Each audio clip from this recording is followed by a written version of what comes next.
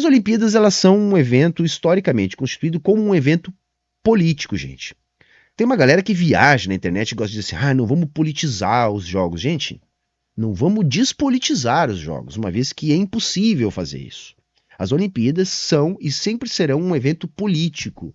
Então você tem ali batalhas políticas que estão sendo travadas no passado e no presente.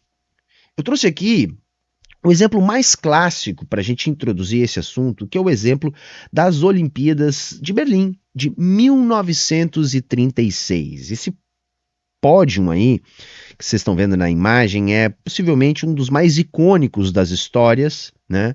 Das muitas histórias que nós temos nos Jogos Olímpicos. Ali no ponto mais alto do pódio, a gente tem um atleta negro, estadunidense, Jesse Owens, que foi o maior vencedor, né, daquela edição dos Jogos Olímpicos, né, a edição de 1936. O que estava acontecendo no mundo, gente?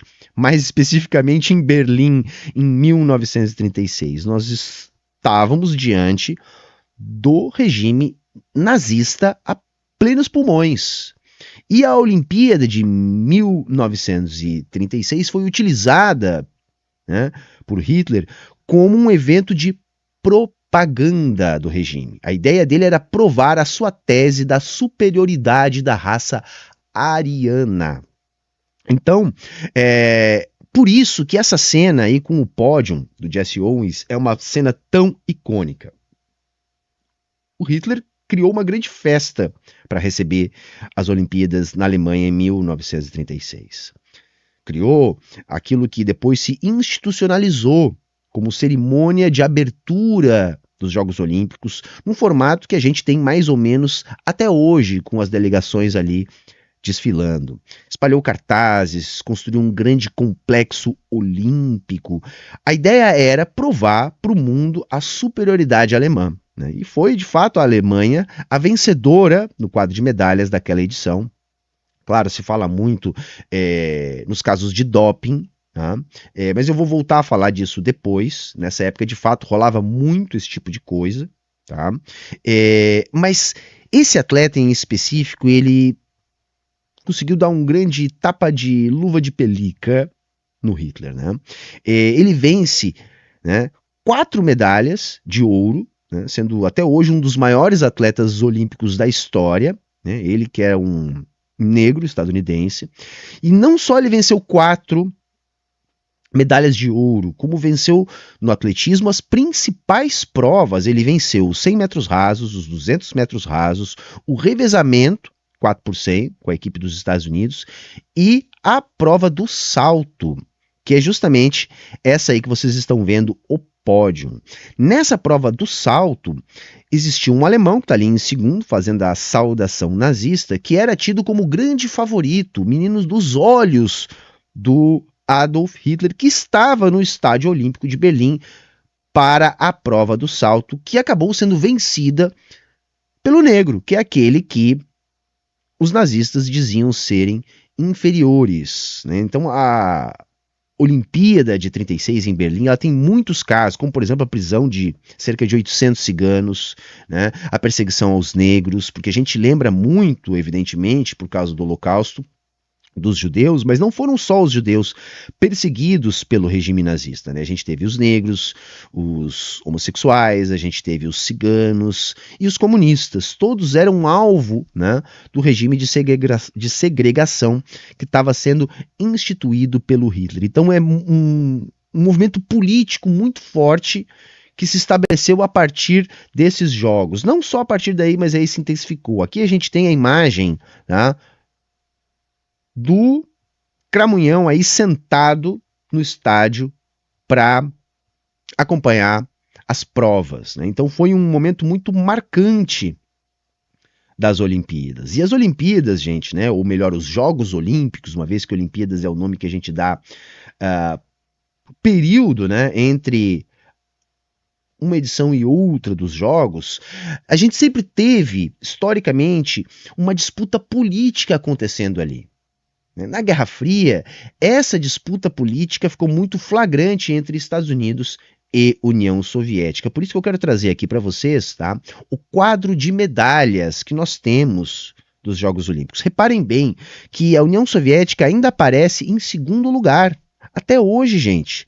Até hoje. Tá? Sendo que a União Soviética acabou em 1991. Na Olimpíada de 92, os atletas da extinta, né, da recentemente extinta União Soviética, competiram como atletas da Comunidade dos Estados Independentes, né, já em Barcelona 92. O que significa que a última Olimpíada que a União Soviética participou enquanto nação foi a Olimpíada de 1988 em Seul, se eu não me engano.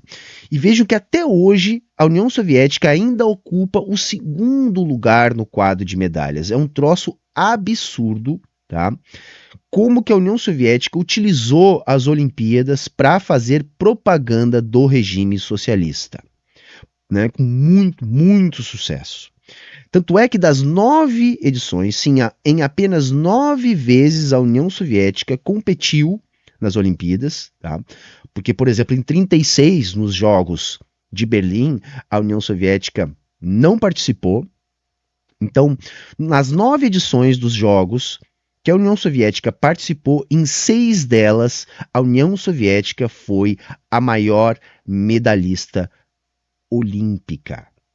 É brutal a dominação que a União Soviética conseguiu exercer nos Jogos Olímpicos. E se você disser aquela bobagem repetida pelos liberais a respeito do doping, que os atletas soviéticos competiriam dopados, vamos lembrar que nessa época, né, havia doping de todo lado, né? Do lado dos Estados Unidos, do lado dos alemães e também, por que não, do lado dos soviéticos. Era a realidade dos esportes na época.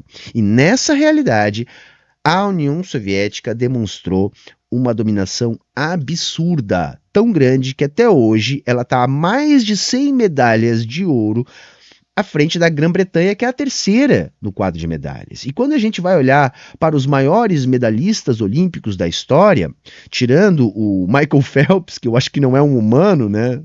É um mutante, já vamos falar dele, né? Com 28 medalhas, nós temos aí 3 atletas da União Soviética até hoje figurando como os 5 maiores atletas olímpicos, todos eles da ginástica. Na ginástica, a dominância, né, dos soviéticos era brutal. Então vejam que isso se refletia também no quadro de medalhas dos maiores atletas olímpicos de todos os tempos. E a gente ainda vai reparar que Cuba, que a Alemanha Oriental, todos os países socialistas tinham um excelente desempenho nos Jogos Olímpicos. Isso tem tudo a ver com a própria lógica do socialismo, que procura valorar justamente aquilo que eu chamo de verdadeiras faculdades humanas, as nossas capacidades, o desenvolvimento humano. Então não tem como a gente despolitizar a discussão sobre as Olimpíadas.